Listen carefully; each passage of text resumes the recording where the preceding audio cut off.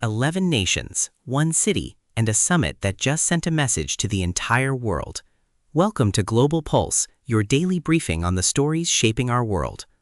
This week, the Russian city of Kazan became the center of a diplomatic moment few saw coming.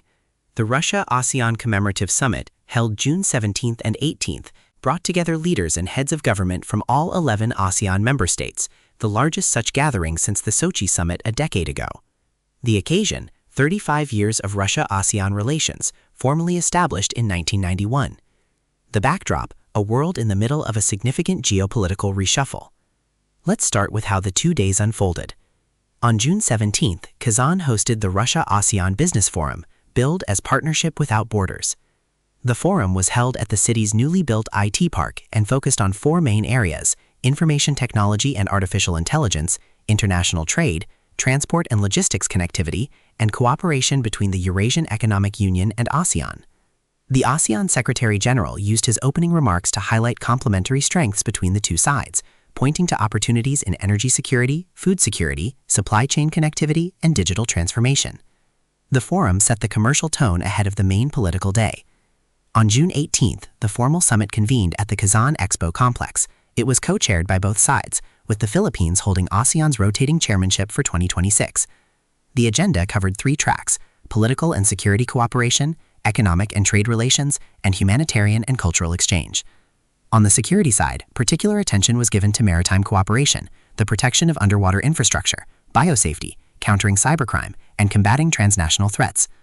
On the economic side, discussion centered on expanding trade and investment, improving logistics infrastructure, and exploring financial settlement mechanisms in national currencies. The humanitarian track addressed education, tourism, youth exchanges, and people-to-people ties. The summit produced 4 formal outcome documents. First, the Kazan Declaration, officially titled Unity and Diversity, 35 Years Together, reaffirmed support for ASEAN centrality, a rules-based international order, and the United Nations Charter. It set out 16 areas of deepened cooperation, extending through the rest of the decade. Second, the Comprehensive Plan of Action for 2026 to 2030 replaced the previous 5-year framework and structured cooperation under political security, economic, and socio-cultural pillars. Third, the Joint Statement on Energy Cooperation formalized collaboration across oil and gas, renewable energy, hydrogen, and nuclear energy, including small modular reactors. And fourth, the Joint Statement on Cultural Collaboration committed both sides to intercultural dialogue, joint work in cinematography and museum activities, and the digitization of cultural heritage. Now, here is the part that really matters, the broader picture. This summit did not take place in a vacuum. Russia's economic ties with Europe have contracted sharply since 2022, and Moscow has been systematically deepening engagement with Asian partners.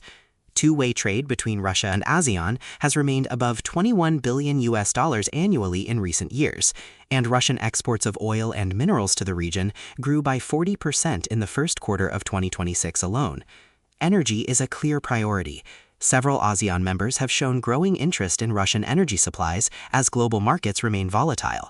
The Joint Statement on Energy specifically covers cooperation in nuclear energy and small modular reactors, a long-term investment that creates decade-long institutional ties. At the same time, ASEAN brought its own agenda to Kazan. The bloc has a well-established policy of diversified partnerships and multi-vector diplomacy, engaging all major powers, including the United States, China, and Russia, while avoiding alignment with any single camp. Most ASEAN members supported UN resolutions affirming Ukraine's sovereignty, yet the bloc has maintained its multilateral engagement with Moscow. That dual posture was on display throughout the summit. ASEAN represents a market of approximately 690 million people, with a combined GDP exceeding $4 trillion. For Southeast Asia, this summit was about securing access to energy, fertilizers, and technological cooperation, not about choosing sides.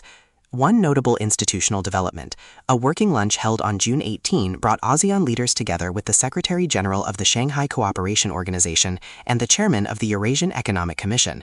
The discussion focused on integration across the Eurasian space. This signals Russia's broader ambition to link ASEAN more closely with the EAEU and SCO frameworks, a structural shift, not merely a diplomatic gesture. Indonesia had already signed a free trade agreement with the EAEU in December 2025, and the Kazan Declaration explicitly supports strengthening the ASEAN-EAEU partnership. Kazan itself was a deliberate choice as host city, a place where, as delegates noted, civilizations have long met. That symbolism was clearly intentional. Whether the 4 documents adopted here translate into measurable deepened cooperation over the next 5 years is a question only time will answer. But what the summit confirmed is that ASEAN's approach to major power diplomacy remains exactly what it has always been: engagement on all fronts on its own terms. That is your briefing on the Russia-ASEAN Commemorative Summit in Kazan. If you found this useful, subscribe to Global Pulse for your daily world briefing and hit the bell so you never miss a headline.